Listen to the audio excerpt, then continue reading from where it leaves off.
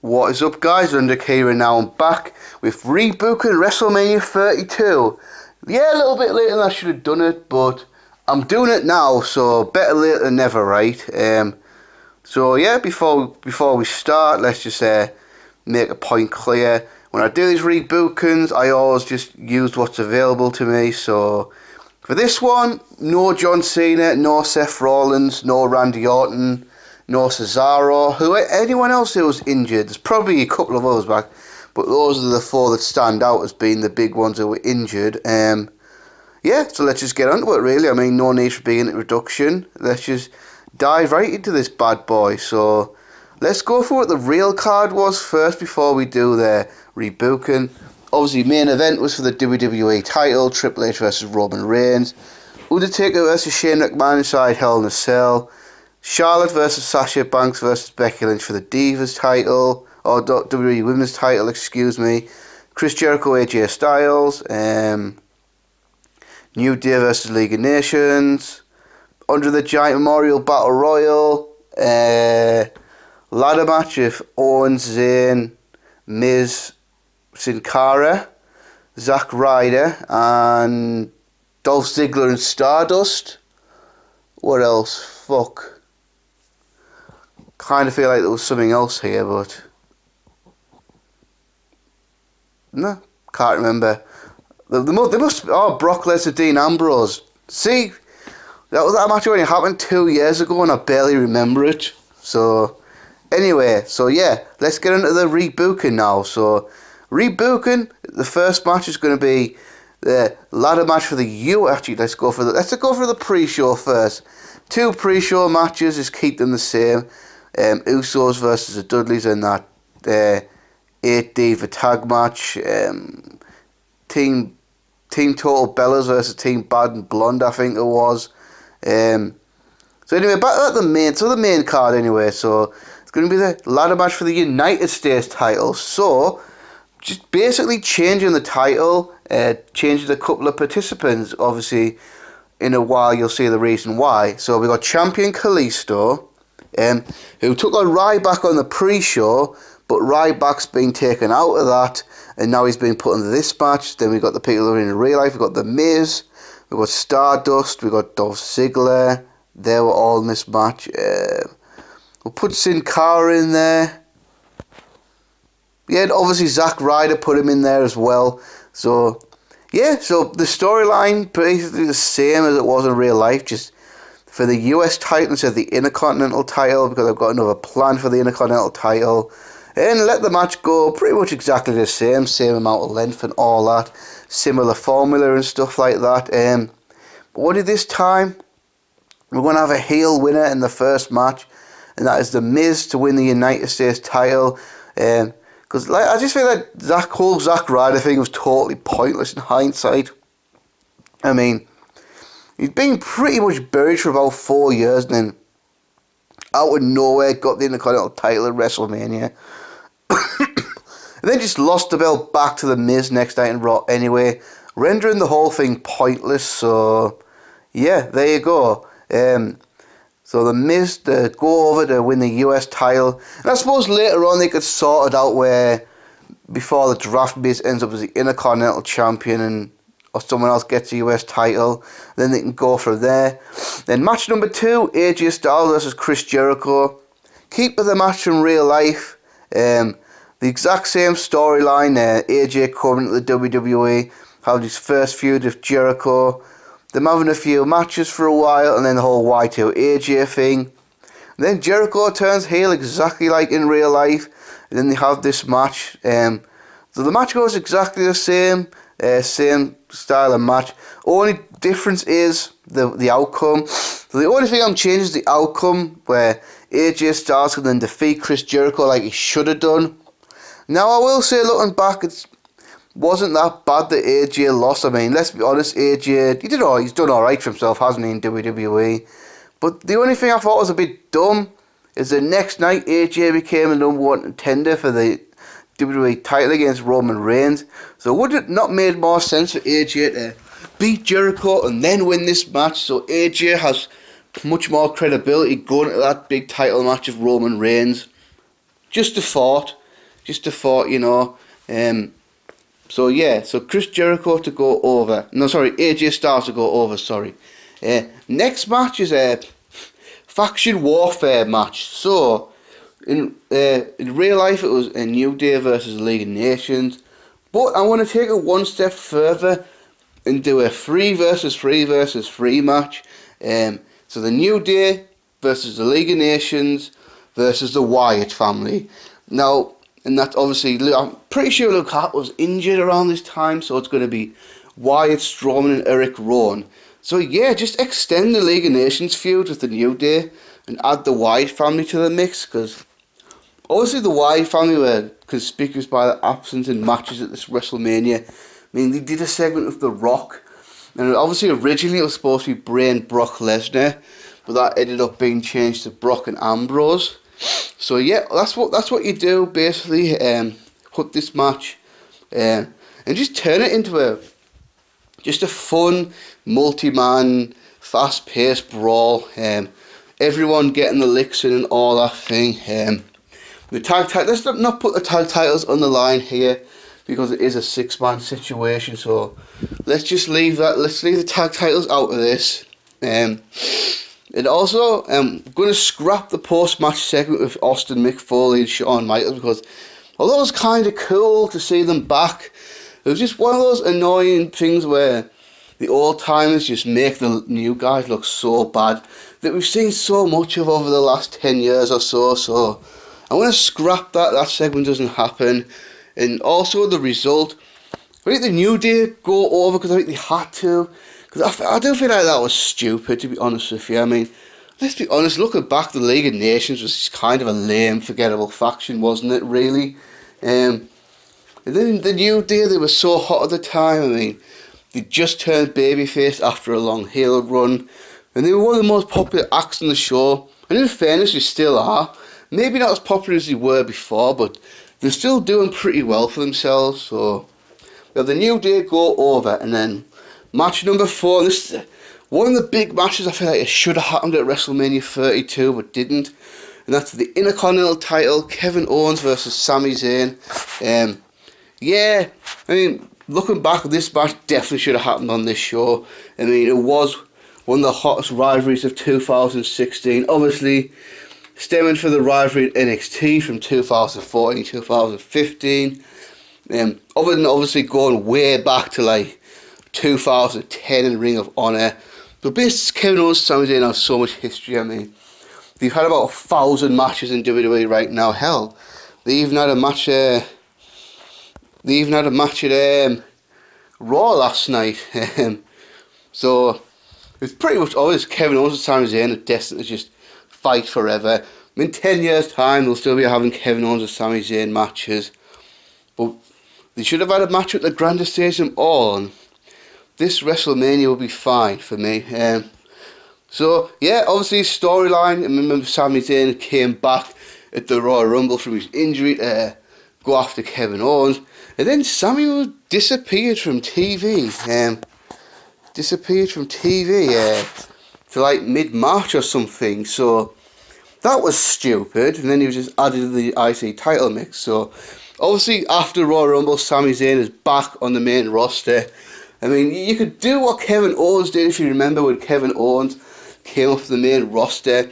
He came up the main roster in May, but he still hung around on NXT to take over Brooklyn. So you can do the same thing with Sami Zayn, have him pull double duty for a couple of months.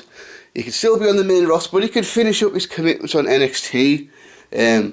Obviously, in real life, he lost to Nakamura, take over Dallas, so he can still do all that. So Sami Zayn's immediately back saying he's coming for Kevin Owens. Kevin Owens cost Sami Zayn 6 months of his life, and now he's been sat on the sidelines and just pissed him off watching Kevin Owens do so well, watching Kevin Owens coming to beat John Cena, watch Kevin Owens coming to become the Intercontinental Champion, while Sami Zayn was sat in rehab of a shoulder injury. Kevin Owens took Sami Zayn's spot, and obviously just cut the big promos on each other about the past and all that. You know how they've done. So basically the feud they did in real life, but just started a bit early so we can have a little match at WrestleMania. Obviously, turns into Sami Zayn challenging us for the Intercontinental title at WrestleMania. Matches on.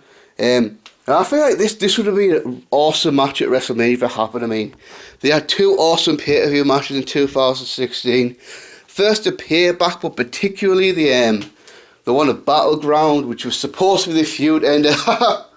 Yeah, this feud is never going to end, is it really? But yeah, this match is going to be awesome. Probably would have been one of the best matches of the night. Hell, on this card, you say it could have maybe even stole the show. Probably would have done, to be honest. So yeah, just let them do the thing. Give them a good 14-15 minutes to play with. And I'll have Kevin Owens go over to retain the Intercontinental title, because I think that was perfectly fine. Obviously, Sami Zayn needed to beat Kevin Owens to the Intercontinental title. And then now they could have just continued the feud from there, really. Maybe our next match is for the new WWE Women's title, Charlotte versus Sasha Banks versus Becky Lynch. No need to change this one. This was the best match of WrestleMania 32, and I'm going to keep it that way. Keep it on the card. No need to change a thing about this. This was awesome. Build-up was great. Storyline was great. The match was great. So, yeah, keep it as it is. The match was absolutely awesome, and definitely the right match to happen at WrestleMania. But I'll make one difference, one change, and I think this should have happened. I think you should have had the babyface Sasha Banks go over to win the women's title. I feel like in hindsight that was a big mistake, because when Sasha Banks won it later, it was cool. But winning the title at WrestleMania would have been so much bigger, wouldn't it, really? And then you could have had Sasha had an actual 2 to 3 month title reign, maybe drop it back to Charlotte over the summer, and then the feud to continue from there. All of Sasha Banks' title reigns have been a bit stupid, haven't they? I mean, I think she's never actually had a successful Raw Women's title defense in her whole career, because she won I think she won the title like 4 times, and then immediately dropped it back 3 times to Charlotte and once to Alexa Bliss, which I think is a bit dumb. So we're going to have Sasha Banks win here. Now we're getting to the big matches. There's 3 big matches, and one just a throwaway match. So remember in the last video when I teased for some of these matches to work, I have to change what happened in 2015. Well, this is the first of them. So WrestleMania, we got no holds barred, Brock Lesnar versus The Undertaker. Now obviously for this to work, this match does not happen at Hell in a Cell 2015. Understood why they did it at the time, because they needed a big match for Hell in a Cell. But then WrestleMania came round, and Undertaker didn't have an opponent, and they had to bring Shane McMahon in. And then obviously Brock Lesnar, Dean Ambrose thing in hindsight was very underwhelming. That feud and match had so much potential, but didn't live up to it. Didn't live up to it. I'm just getting loads of texts on my phone here. So right. So yeah, basically that's it. SummerSlam match happens. Might as well keep it how it is, because it did actually make sense to have a third match. Then things go quiet for a while, and then 2016, I'm not going to go into too much detail because this ties into the main event as well. Roman Reigns versus Brock Lesnar for the WWE title. I mean, granted, fair enough, maybe not. Might be a bit weird to have Roman and Brock for the title of the Royal Rumble and not a WrestleMania, but I'd really have nothing else for Roman Reigns' title feuds in the interim. So Reigns and Lesnar are having the match at Royal Rumble 2016, and then The Undertaker comes back, costs Brock Lesnar the match, and then goes on from there. And Undertaker cuts promo, and then obviously next night Paul Heyman screams about how he's sick and tired of The Undertaker costing Brock Lesnar matches. Undertaker just needs to get over the fact that Brock Lesnar ended the streak. And then obviously Undertaker and Lesnar have big brawls in the build-up. It finally gets to the point where that's it. This has to stop. Undertaker, Brock Lesnar, this thing has to end. It has to end in Dallas, Texas at WrestleMania. Undertaker, you want your chance to redeem yourself. Why don't you face Brock Lesnar again at WrestleMania? So yeah, big match. Obviously Lesnar Taker too.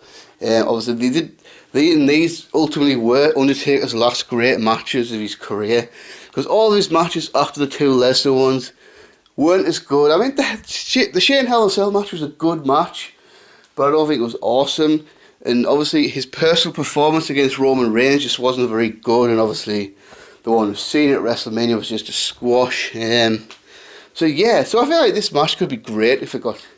Well, obviously it would get time, because it's Brock Lesnar, and Undertaker could wrestle for as long as he wanted to, really, couldn't he? I mean, if they wanted time, they would have got time. So I feel like this match would be pretty brutal and all that.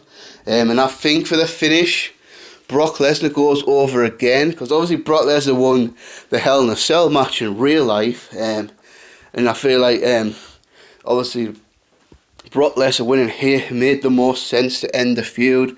So Brock Lesnar finally puts the Undertaker down, and then I would have the Undertaker retire after that. I would have this as the Undertaker's last match, because that would have been perfect send-off, wouldn't it, in Dallas, in Texas, Undertaker's home state, in front of 100,000 people. Yeah, I feel that would be the perfect send-off. I think that would be it, really, wouldn't it? So I would have Brock Lesnar go over and have the Undertaker retire after that.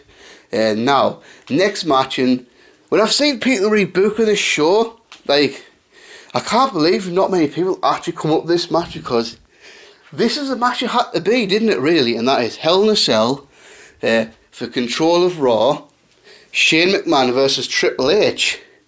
I mean, it baffles me that people don't come up with this match when they do rebookings, because rebooking this show, this has to be the most obvious match to do, doesn't it, really? You got to think. I mean, so obviously Shane McMahon comes back in February 2016, like he did in real life. That whole segment of Vince and Stephanie goes down exactly the same. Only difference is when Vince makes a match for WrestleMania to make Shane fighting, he's not fighting the Undertaker, he's fighting Triple H, which, that's the thing, like, if you did Shane and Triple H, the whole storyline would have made a lot more sense and would have got over a lot better, in my opinion, because the whole thing of Undertaker, there was all that confusion of why the Undertaker was fighting for Vince and all that, and the whole thing just kind of didn't make a ton of sense in the end. But obviously, if you straight away you put Triple H in that spot, and then that problem's solved, because there's an obvious reason why Triple H would fight for Vince.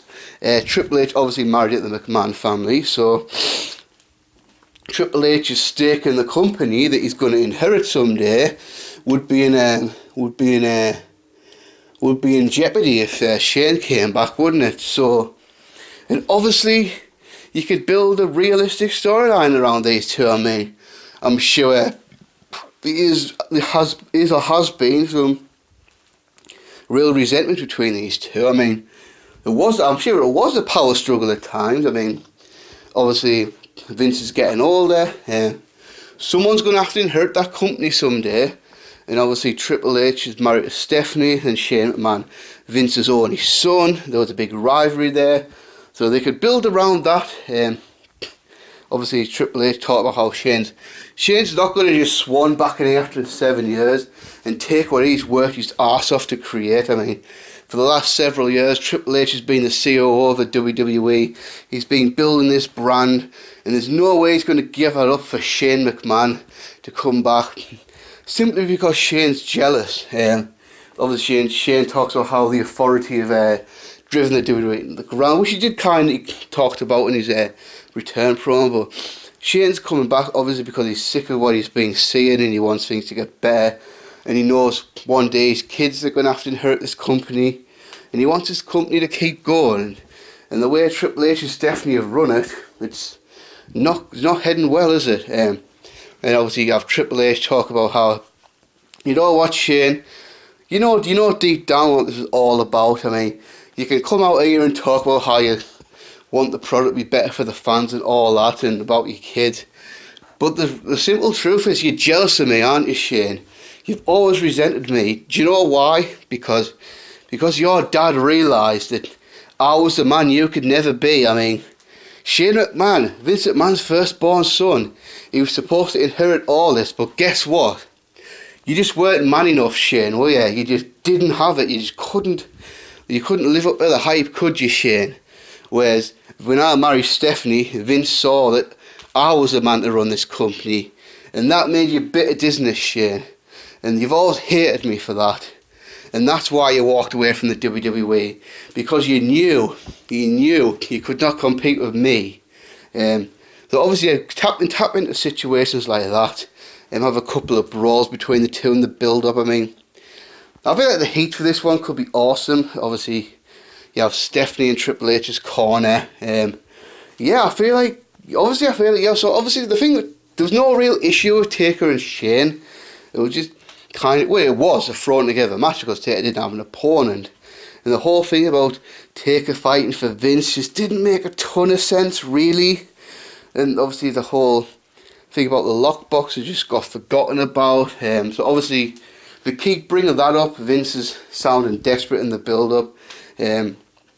Pretty much pleading Triple H, you cannot lose this match. If you lose this match and that lockbox gets revealed, it'll ruin me. It'll ruin this family. It'll ruin the WWE. It'll ruin your kids, my grandkids. So make an issue out of that, and then get to the match. And I actually think this would be a better match than Triple H and Shane. No, Triple H and Taker. What? Hang on. What? Right, try that again. This will be a better match than Taker versus Shane. Right. I got it right the third time. Good. Obviously, you got a clear face and heel. And obviously, there's a personal issue. And I just feel at this point in his career, where Triple H is obviously in much better shape and a much better in-ring performer than the Undertaker is. That's not a disrespect to the Undertaker, it's just the truth, really. So, yeah, give this match a good amount of time, much time as you want, really. They can do as much spots as they want. Obviously, let's do the finish exactly the same. The whole Shane coming off the Hell in a Cell spot, that was an awesome spot, so keep that in there. And obviously, I feel like you can have Triple H go over to win the match there, keep the thing of Shane, and then I think you have Shane off TV for a few months after this. Because obviously then you can maybe do the whole draft thing later on, but just feel like having Shane, then renege on the stipulation and Shane getting control of Raw anyway the next night was totally stupid. And obviously he just jumped off the fucking Hell in a Cell, crashed on the table, and he came back the next night, he was like, yeah, I'm fine. So what? I crashed through a table, dog. What are you going to do? He was just like, yeah, I'm alright, mate. No problem. Which was a bit stupid. So yeah, Triple H goes over Shane, and then obviously next match, Andre the Giant Memorial Battle Royal, just whatever, just leave it in there. Who gives a shit? We need a cool down match, and this is fine for what it is. I'm not going to bother making any changes here. Participants were fine. The Shaquille O'Neal thing was fine. DDP coming back was cool, and obviously keep the result as well, because Baron Corbin, yeah, why the hell not? I mean, it didn't actually do much with Baron Corbin in the long run, but hell, whatever. Give him the Andre the Giant Memorial Battle Royal trophy for all I care. Then obviously, then you can, I would say, have The Rock come out and cut a 5-minute promo, announce the attendance and all that. I mean, The Rock was out there for like nearly 20 minutes, I think, and did that segment, so just shorten that, let him come out, do his catchphrases, cut his little promo, get the crowd excited. You know how The Rock, like only really The Rock can do type thing. So there. Then the main event, and this is what I'm actually quite happy with, really, that I've come up with. Main event for the WWE title, Dean Ambrose versus Roman Reigns. But not just the WWE Champion Roman Reigns, the corporate WWE Champion Roman Reigns. So this is we're going to have to go back to 2015 to build this one. So obviously Seth Rollins went down for injury in October or November, I think it was. Had to vacate the WWE title. The WWE title was put up at Survivor Series, the tournament. They did the thing with Triple H offering Roman Reigns his spot as a new corporate champion. Roman Reigns turned it down, but my thing is, what if Roman Reigns didn't turn it down? I mean, it's been often debated when and how Roman Reigns should have turned heel in the past 3 years.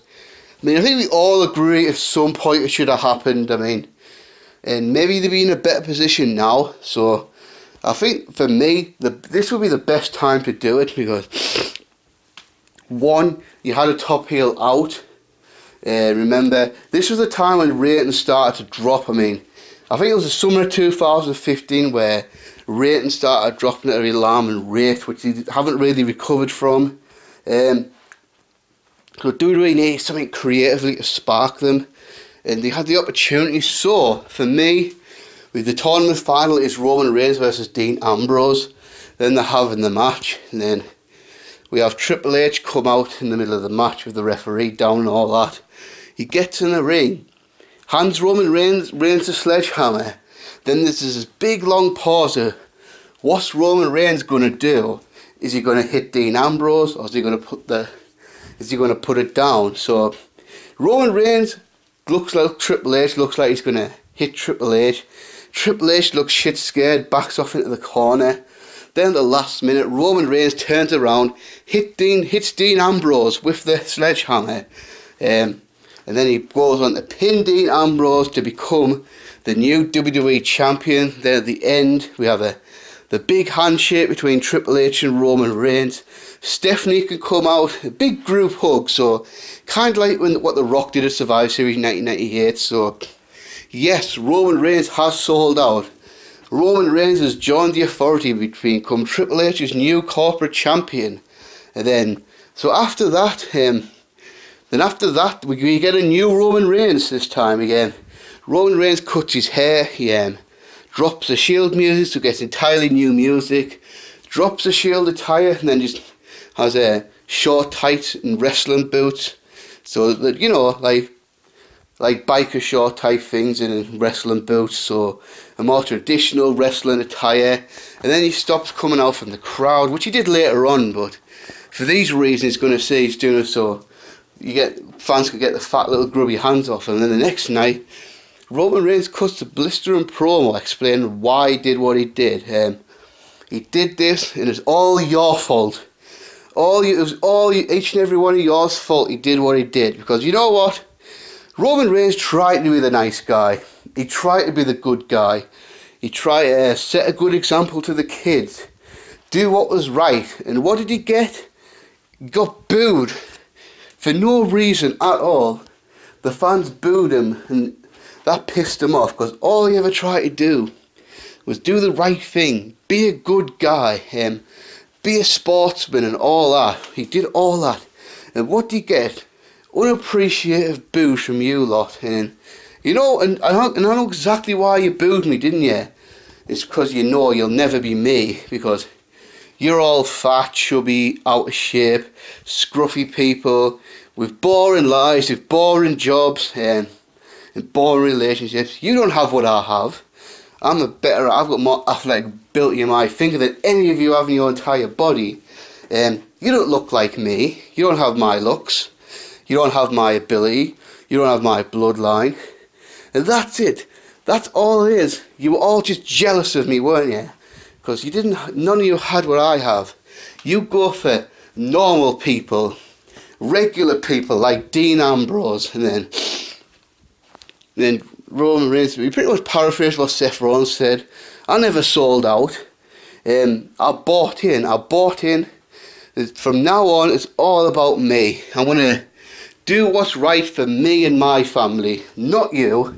And the right thing for me to do is join the Authority and be the champion they want me to be. So obviously Dean Ambrose comes out like shouting at Roman, saying, "Why could you? I thought you were better than this, Roman. I thought you were nothing like Seth. But again, I guess you're exactly the same as Seth Rollins." And I'm just going to have to beat... So obviously Ambrose and Rollins going to have a little brawl after that. Then we have a TLC. Could be Dean Ambrose versus Roman Reigns in the main event for the WWE title in a TLC match. They can have the match, and then obviously they can have Triple H cost Dean Ambrose the match again. So Roman survives with the title. So now, unfortunately, the casualty of this storyline has to be Sheamus, because the big thing for me, I did not want to have any interruptions to Roman's title reign into WrestleMania. So, unfortunately, I'm going to have Sheamus at this point have an unsuccessful cash-in. Sheamus can try and win the WWE title after the TLC match, but then he could, Roman Reigns could take him by the surprise and get him with a quick spear and keep the title. And I know it sucks for Sheamus, but for this storyline, I just feel having Sheamus having a brief title run would be a bit of a nuisance to us and interrupt it. So, obviously, so obviously after that, Dean Ambrose can be entered into the 2016 Royal Rumble, which he vows to win because he is ultimately going to get revenge on Roman Reigns. If Dean Ambrose thinks beating him in one match is going to get rid of him, he's dead wrong. Because I think at this point the fans were really ready to get behind Dean Ambrose. And I think that's happened a couple of times. Fans have been really into Dean Ambrose and wanting to get behind him. But then WWE, they haven't gone all the way. Yeah, I know he had a title reign, but I'm talking about two specific times, I feel. Remember, like, it was 2014, Roman Reigns was injured, and Ambrose and Rollins was probably the main feud of Raw. I feel like at the time, Ambrose was so hot. Then they had him job out of Rollins, then they had him job out of Bray Wyatt after that. And it took him a while to get that momentum back. And I think in early 2016 he had it, when he was cutting promos with Brock and he was doing stuff for Triple H. But then, of course, he got beat off Triple H at Roadblock, and then Brock Lesnar squashed him. And his title reign just wasn't that good on SmackDown, unfortunately. But I feel like, I just feel like they could have made so much more of this title reign. Much more of Ambrose. So obviously the Royal Rumble revolves around two things. Brock Lesnar defending the WWE title against... Roman Reigns defending the WWE title against Brock Lesnar, which I talked about previously. So that goes down exactly how I discussed it. But the big one is the 2016 Royal Rumble. Dean Ambrose is in that. Dean Ambrose. You can put him out there about 14, 15 or something like that. They have a good run in the Rumble. Then it can come down to two men. Can come down to Dean Ambrose and Chris Jericho. I think that'd be a good final two, I think. Because obviously I've kept Triple H out of the Royal Rumble, out of the title situation. Because I wanted to keep Triple H free for Shane McMahon. And I thought, then I'm looking at the roster thinking, who else is he? Because obviously I wanted Kevin Owens to get eliminated by Sami Zayn for that match. Not really interested in pushing Sheamus that much. So I think like Chris Jericho, obviously AJ Styles could have, that was his first night, so that was fine for him not going to the end of the Royal Rumble. So yeah, let's not have Ambrose and Jericho here. That'll be a pretty interesting final too. Then of course Dean Ambrose can then eliminate Chris Jericho to become the new #1 contender for the WWE title of WrestleMania. And then a little mini feud going to Fastlane, because I didn't really have a quick opponent for Roman Reigns. I mean, ideally, like Randy Orton would have been perfect for this filler feud, but Randy Orton was out. So, and obviously, another aspect of this, I'm going to have for the Authority, the Dudleys are going to turn heel. Then I'm going to have like the Dudleys as Roman Reigns' henchmen type thing. Because I feel like that would be interesting, Roman Reigns hanging out with the Dudleys.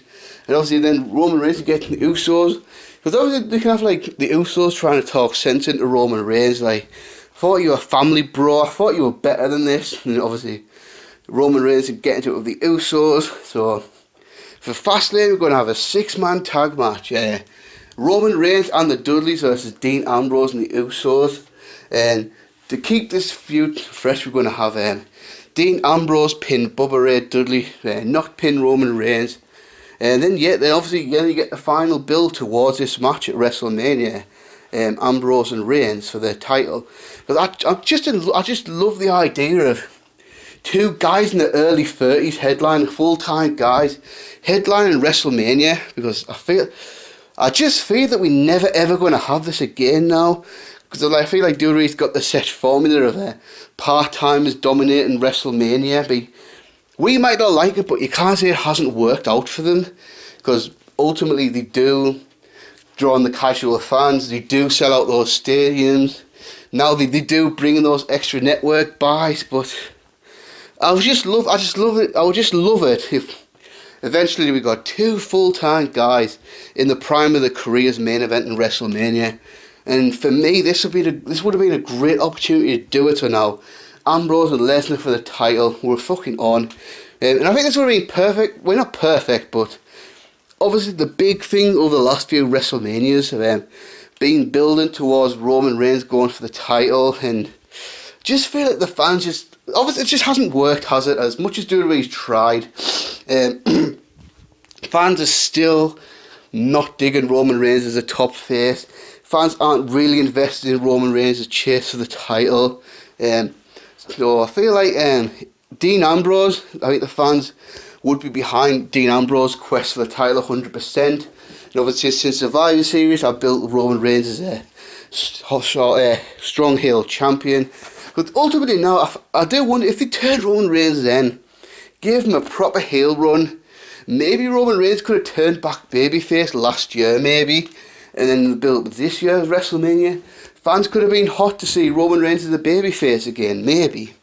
Because obviously, because I do ultimately feel like Roman Reigns will get the fans' respect once he has a heel run. I mean, it's probably never going to happen now, and I don't want to get a big rant too much about it, but yeah, obviously I feel like that would have been a great storyline for the Ambrose and Reigns feud at WrestleMania. Then you have the match, and I'm sure this match would be awesome. I mean, in WWE, Roman Reigns and Dean Ambrose had one match only, and that was like, what was it, like 9 minutes Survivor Series. So obviously you think they've got an awesome match in them to have. I mean, obviously the friends in real life and the Shield days and all that, and they did obviously main event in WrestleMania. They both want to steal the show.